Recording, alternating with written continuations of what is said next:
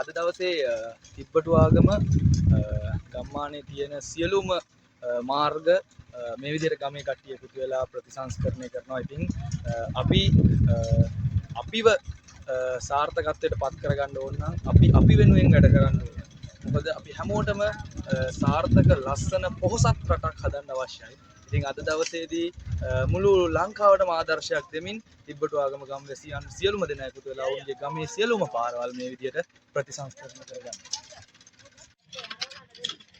එන්න